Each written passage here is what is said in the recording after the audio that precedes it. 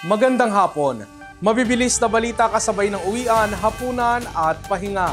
Mga up-to-date na balita ngayong araw ng Biyernes. Garantisadong mabilis lang to.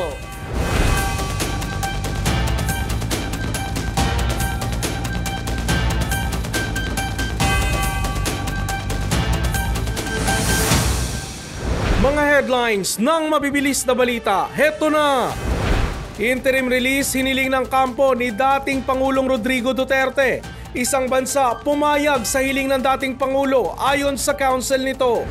Minimum wage earners makakabili na ng 20 pesos na bigas. Exclusive! Dapat bang magunaw ang mundo ng people living with HIV? At breakthrough ng siyensya tungkol sa sakit? Alamin! At Pinay tennis superstar Alex Ayala lalaban sa Elite 8 ng WTA Ilkley Open 2025. May isang bansa umano na bukas kupkupin si dating Pangulong Rodrigo Duterte. Yan ay kung pahihintulutan ng International Criminal Court ang kanyang hiling na interim release. Ang iba pang detalye alamin sa mabilis na balitang hatid ni Michelle Giliang. Formal nang hiniling ng kampo ni dating Pangulong Rodrigo Duterte ang kanyang pansamantalang paglaya habang patuloy ang paglilitis sa kanya sa International Criminal Court. Sa apela ng legal team ni former President Duterte, iginiit nitong payag ang gobyerno na isang member state ng Rome Statute na manatili roon ang kanilang kliyente kung maaprubahan ang hiling na interim release. Handa raw ang naturang gobyerno na sumunod sa itatakdang kondisyon ng ICC. Kinumpirma rin nila ng prosecution team na hindi ito kontra sa interim release ni Mr. Duterte sa teritoryo ng pumayag na ICC member state. Hindi rin daw flight risk ang dating Pangulo at hindi nito ipapahiya ang bansang tumanggap sa kanya habang naka-interim release. Humingi ng pangunawa ang defense team na 80 years old na ang dating Pangulo. Ayon sa kampo ni Mr. Duterte, ang bansang pumayag na kupkupin ng dating Pangulo ay isa sa mga bansang nangunguna sa pagsusulong ng international justice at bukas sa pakikipagtulungan sa ICC. Inihain ang kampo ni former President Duterte ang 16 na pahinang hiling kahapon, June 12, at hindi pa inilalabas ng ICC Pre-Trial Chamber 1 ang desisyon kaugnay nito. Higit 3 buwan nang nananatili sa detention center ng ICC sa The Hague, Netherlands ang dating Pangulo dahil sa reklamong crimes against humanity na may kinalaman sa war on drugs ng kanyang administrasyon.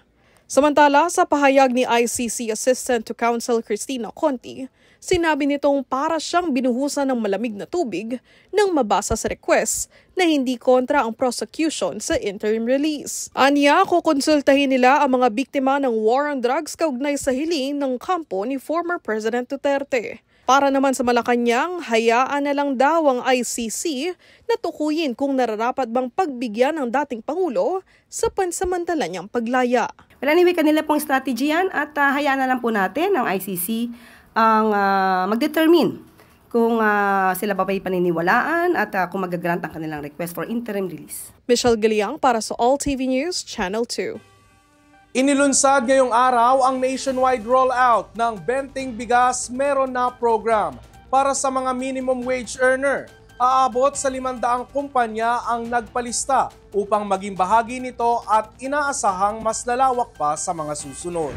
Sanipuwersa ang Department of Agriculture at Department of Labor and Employment sa programang nakatuon sa minimum wage earners na makabili ng bigas sa halagang 20 pesos kada kilo. Anila, isa itong katuparan sa pangakong kampanya ni Pangulong Marcos na paganin ang pasani ng mga mahihirap na Pilipino. Sinabi ni Agriculture Secretary Francisco Chu Laurel Jr. na bagamat sa ngayon ay subsidiya ito pero inaasahang magiging self-sustaining. Ayon naman kay Secretary Bienvenido Laguesma, napakalaking bagay ang programa sa isang minimum wage earner. Kung 10 kilo ang pwedeng bilhin, mayroong 100 piso hanggang 200 ang matitipid na magagamit sa iba pang gastusin. Sa pagtataya ng DOLE, tinatayang nasa 120,000 minimum wage earner. Mula sa higit 500 kumpanya sa buong bansa ang unang makikinabang sa programang ito at inaasahang tataas pa ang bilang. Ipinag-utos rin ni Pangulong Marcos na panatilihin ang programa hanggang sa katapusan ng kanyang termino sa 2028.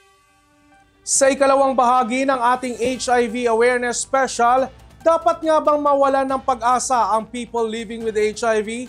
At panahon na nga ba para maging National Public Health Emergency ito? Narito ang report. Kamakailan ay inirekomenda ng Department of Health o DOH na isailalim sa National Public Health Emergency ang problema sa Human Immunodeficiency Virus o HIV dahil sa patuloy na pagtaas ng bilang ng mga tinatamaan nito. Ayon sa Love Yourself, noon pa dapat ginawa ng DOH ang rekomendasyon. Ito pong nakikita ng Department of Health na pagtaas ng kaso, ito po ay nangyayari na 3 years ago, 5 years ago, 10 years ago. Nasa panahon na po tayo na hindi lamang po DOH ang kailangan para umaksyon, para masugpo ang sakit na to.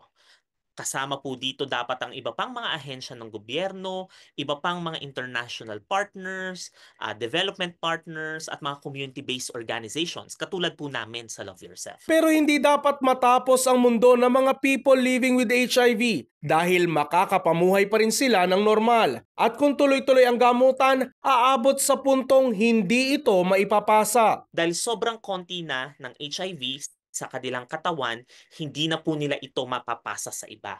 Even through sexual transmission, even kapag sila po ay mommy, nagbuntis man sila at nagkaroon ng anak, hindi po nila ito mapapasa sa kanilang anak. Ang kaalamang ito, breakthrough ng siyensya, kung saan maging ang mga taong walang HIV ay maaari na ring makampante na hindi tablan nito. Basta, kapag ang isang tao ay HIV negative, pwede siyang uminom ng PrEP or pre-exposure prophylaxis. Bababa ang tsansa mo na magkaroon ng HIV by up to 99%. So ganun ka-effective po ang PrEP. At ito pong gamot na ito ay binibigay po na libre sa mga Love Yourself facilities, sa mga accredited primary healthcare facilities ng Department of Health. Sa pagpapalaganap ng mga ganitong impormasyong pangkaalaman, ay unti-unti nating mababasag ang hiya na kadikit ng usaping HIV. Kapag pinakalat natin itong kaalaman na to, unti-unti nating mababasag yung hiya na kadikit ng usapin na HIV. Para naman mag-set ng appointment sa Love Yourself, bisitahin lamang ang kanilang website o Facebook page na loveyourself.ph. Sa sports balita, Elite 8 na ang susunod na laban ni Pinay tennis ace Alex Ayala matapos itong makapasok sa quarterfinals ng WTA Lexus Ilkley Open sa Great Britain. Makakaharap ni Ayala sa Elite 8 ang defending champion na si Rebecca Marino ng Canada na kasalukuyang 107th sa WTA ranking. Bago yan ay dinomina ni Pinay tennis ace Alex Ayala ang laban kontra Valentina Reiser ng Switzerland sa score na 6-1, 6-2. Sa kanyang second grass tournament ay hindi na niya pinapalagpa ang Swiss tennis player. Una nang tinalo ni Ayala si Lizette Cabrera ng Australia na isa ring Filipina-Australian. At yan ang mga up-to-date na balitang nakalap ng All TV News ngayong hapon. Para sa iba pang balitang mabibilis, bisitahin ang aming website, alltv.ph/news. I-like at i-share din ang All TV News PH sa Facebook at YouTube. At makinig sa All Radio 103.5. Ako si Ralph Lopez. Happy weekend!